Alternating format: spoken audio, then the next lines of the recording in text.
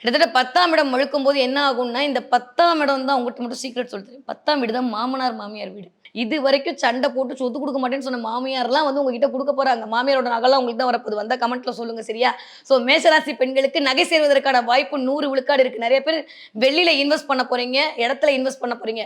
நெறைய மேஷராசிக்காரர்களுக்கு ரெட் கலர்ல பைக்கோ, ரெட் கலர்ல காரோ வாங்குறதுக்கான நேரம் கண்டிப்பாக கூடி வருது. வாங்கியே தீருவீர்கள். இல்ல வாங்க வேண்டும் என்ற எண்ணம் மேலோங்க ஆரம்பித்து விடும்.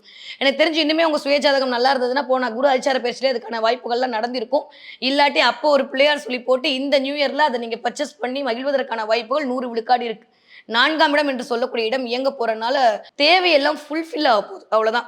இதுவரைக்கும் இல்லாத அளவுக்கு மேஷராசிக்காரர்களுடைய தேவைகள் நிறைவேறப் போகிறது. ஒரு 10 வருஷமா, ஒரு 5 வருஷமா, ஒரு 7 வருஷமா நீங்க ஒரு கனவுல இருந்திருப்பீங்கல்ல. இது கிடைச்சா நல்லாருக்கும், இது கிடைச்சா நல்லாருக்குன்ற மாரி யாருக்குமே தெரியாத உங்களுடைய அபிலாஷைகள் இருக்குல்ல, இந்த அபிலாஷை எல்லாம் ஃபுல்ஃபில் ஆகப்போது. அதற்கான ஆமா, ஆமா, ஆமான்னு 11ஆம் இடத்துலருந்து ராகு உச்சி கொட்ட போறார். ஓகே.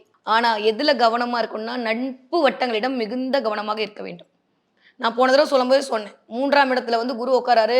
யாரு அண்ணன், யாரு தம்பின்னு சொல்றாங்களோ அவங்கட்ட கவனமா இருக்கணும். இந்த தடவ சொல்றேன். உங்களுடைய ஃப்ரெண்ட்ஷிப்ல ரொம்ப, ரொம்ப, ரொம்ப கவனமா இருக்கணும். யாரு நல்லவங்க, யாரு கெட்டவங்கன்னு தெரியாத அளவுக்கு உங்களுக்கான ஒரு செய்கையெல்லாம் பண்ணிட்டு போயிருவாங்க. முதல் 6 மாதம் நட்பு ரீதியாக யாராவது வந்து பழகுகிறார்கள் என்றால், அவர்களிடம் மிகுந்த கவனமாக இருக்க வேண்டிய காலகட்டமாகத்தான் மேஷராசிக்காரர்களுக்கு இருக்கு.